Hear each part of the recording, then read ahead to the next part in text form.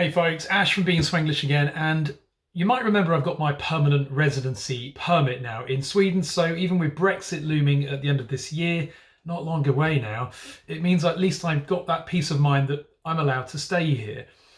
Now, there was an interesting article on The Local today about a committee that Sweden set up, I think last year, who've been discussing immigration into Sweden and making proposals on what they need to do to change and improve the system today. Because there is a view shared amongst Swedes and even us immigrants that Sweden is too generous and it lets everybody in and everybody's entitled to everything. And that's why people have been flocking up. Despite landing in a safe, nice country, they still work their way up still through Denmark, Germany, up to Sweden, because it's a better way of life here. It's a better outcome for them to make a better life for themselves. So there's a lot of moves and actions here to change that, and that's what this committee was set up to do.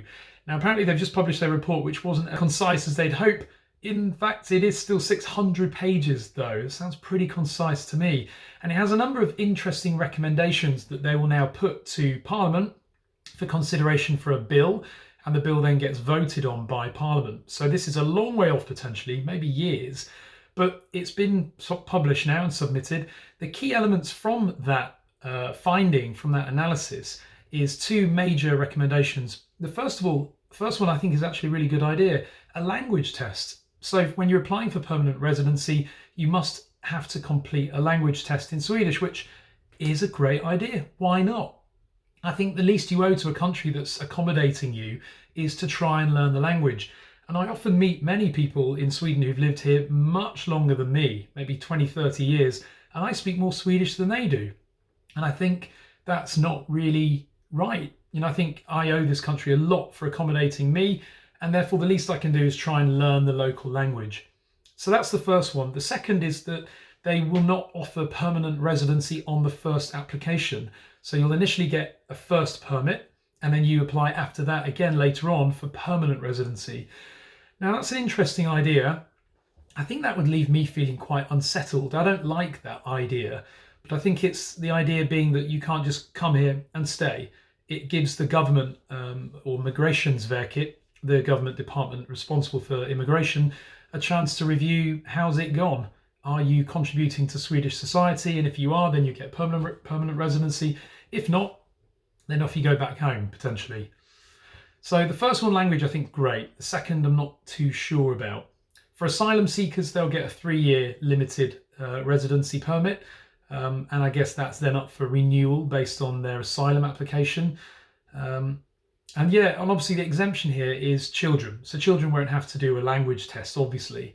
But I just hope that Sweden improves its testing of what they deem to be a child, because there was controversy here some years ago where many of the young men flocking here for asylum, not women, not children, but young men, were claiming to be children, and they had no papers, no evidence of any details. And they were accepted as children until they tested their teeth, when they then found that they weren't children, they were actually young men, teenage, young 20s.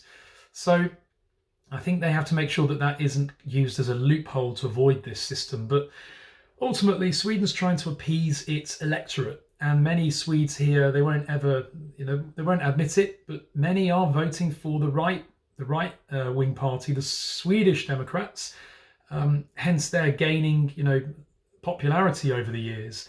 And they won't tell you they're voting for them, but I know many Swedes who I'm sure are.